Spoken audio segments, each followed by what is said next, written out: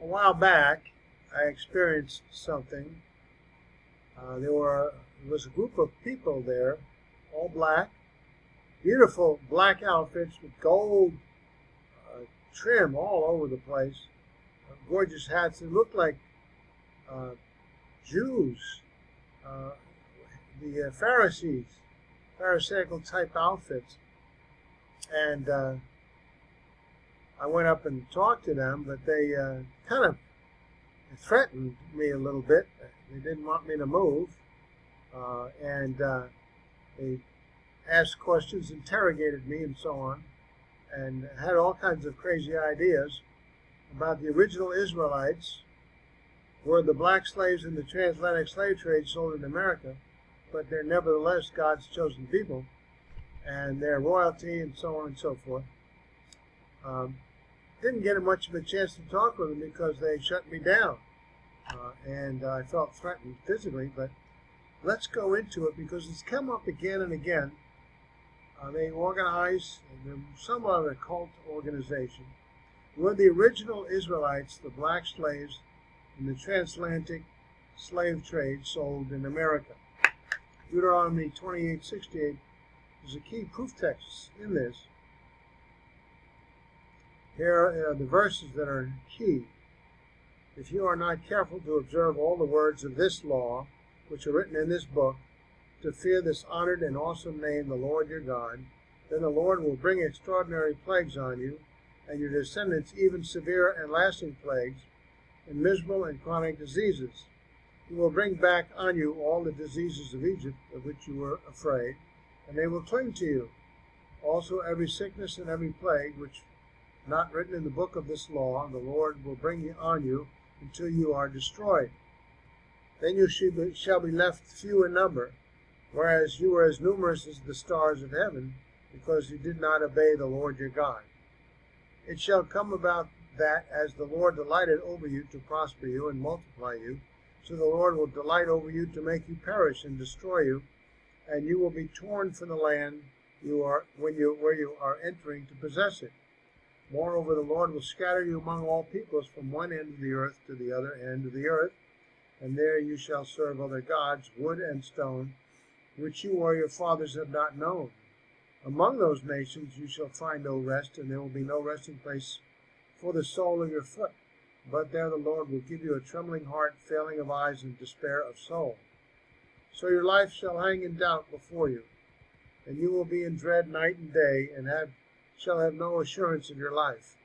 In the morning you shall say, would that it were evening, and at evening you shall say, would that it were morning, because of the dread of your heart, which you dread, and for the sight of your eyes, which you will see. And here's the key verse.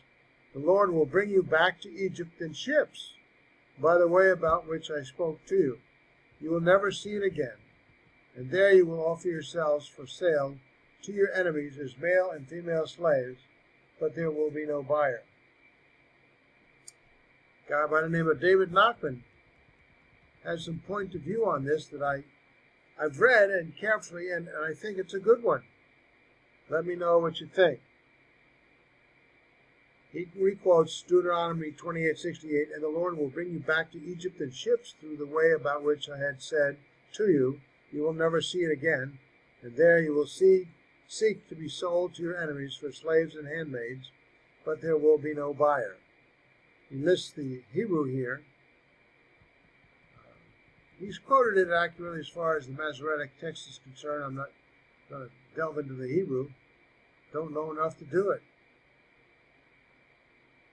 A particular rabbi, Rashi, in ships of captivity. And there you will seek to be sold to your enemies. You will wish to be sold to them as slaves and handmaids. He's broken it down into the Hebrew. But there will be no buyer, because they will decree death and destruction upon you, and you will seek to be sold. So the Hebrew word in Old French, épouvantaient-vous, that is, the verb is the reflexive conjunction accordingly, it is incorrect to explain the word as if in the passive conjunction, and you will be sold by others, because the verse continues, but there will be no buyer. So some people try to force that. Thus, how could they be sold by others if there is no buyer? So the Aramaic translation, known as the Targum Yonatan ben Uzziel,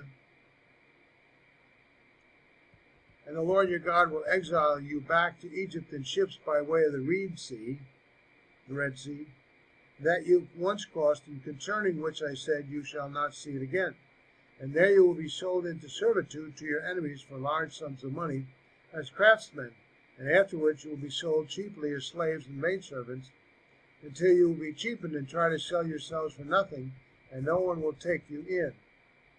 That's his slant on Deuteronomy 28:68.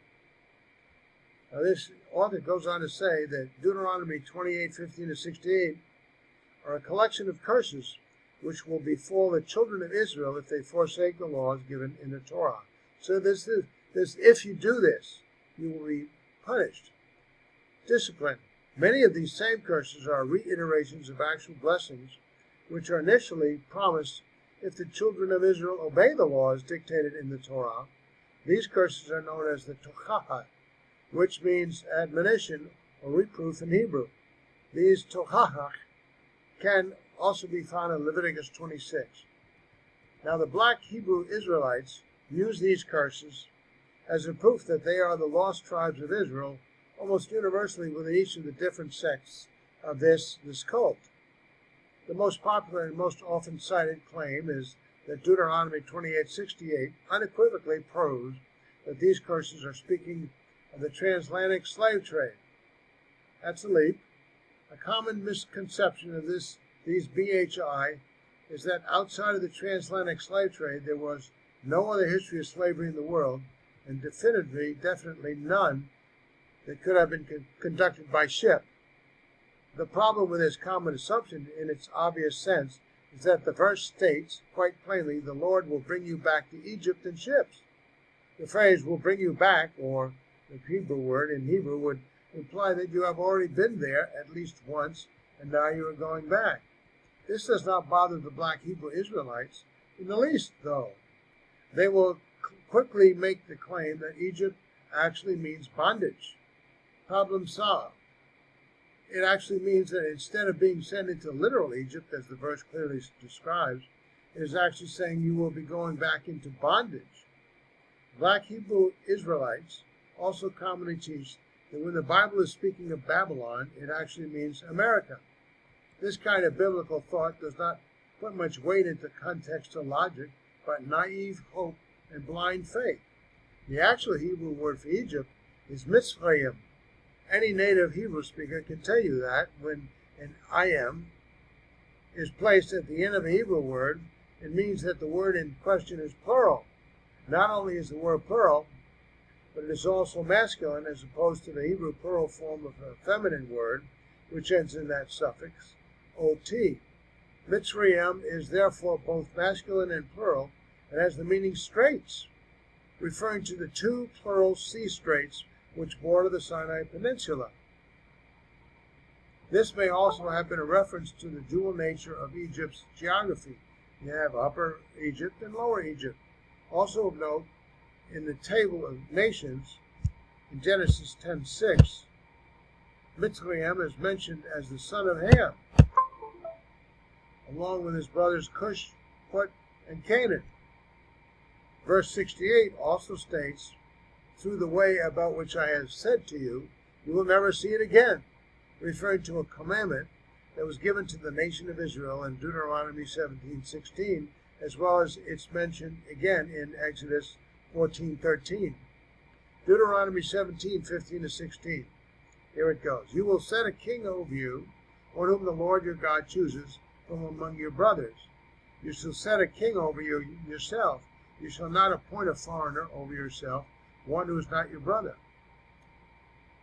And 16, he may not acquire many horses for himself, so that he will not bring to the people back to Egypt in order to acquire many horses.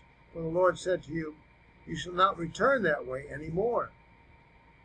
Look at Exodus 14:13. Moses said to the people, don't be afraid, stand firm and see the Lord's salvation that he will wreak for you today. For the way you have seen the Egyptians is only today, but you shall no longer continue to see them for eternity.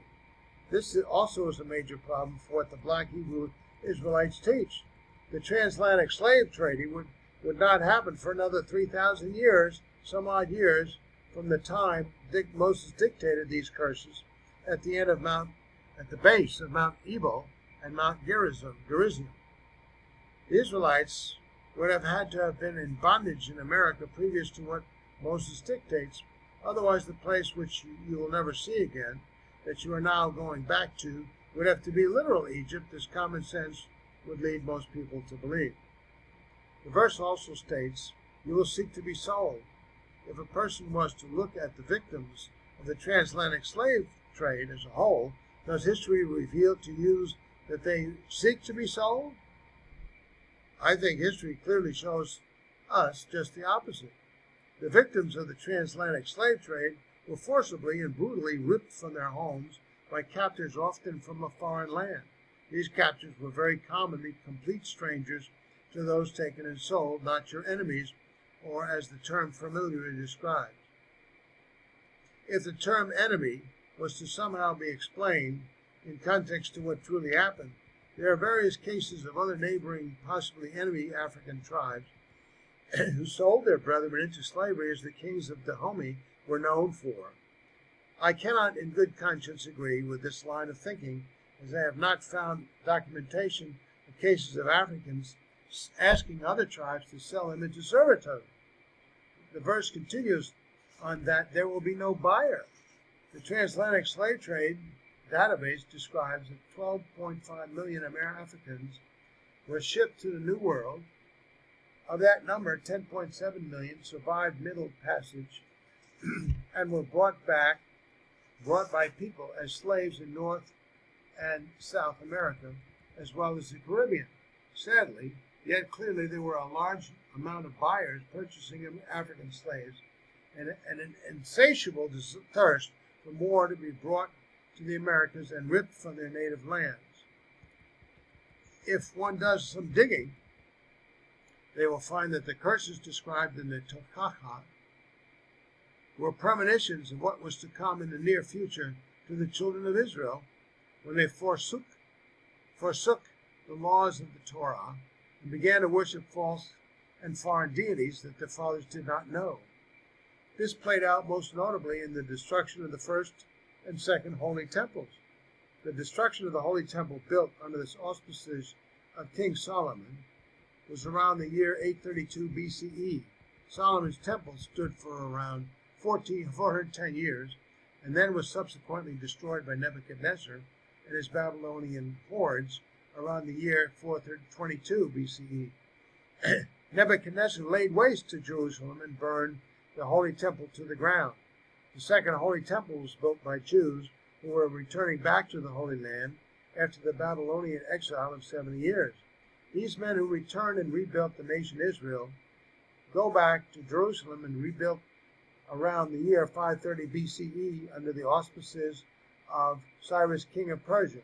The returned exiles included many notable people of the Hebrew Scriptures, including Ezra, Nehemiah, Mordecai, and Daniel. Jerusalem and the Second Temple were later subsequently destroyed by the Romans in the year 70 CE. We can see this in the example from Josephus below. After the fall of the Second Temple, 70 CE, Josephus reports, because the soldiers were now growing weary of bloodshed and survivors appeared constantly, Caesar orders to kill only those who offered armed resistance and to take alive all the rest. The troops, in addition to those covered by their orders, slaughtered the aged and infirm, people to their prime who might be useful. They herded into the temple area and shut up in the court of the women. Caesar appointed one of his freedmen as their guard, his friend Fronto, to decide the fate appropriate to each. All those who had taken part in sedition and brigandage, they informed against others he executed. He picked out the tallest and handsomest of the lot and reserved them for the triumph. Of the rest, those who were over 17 he put in chains and sent to hard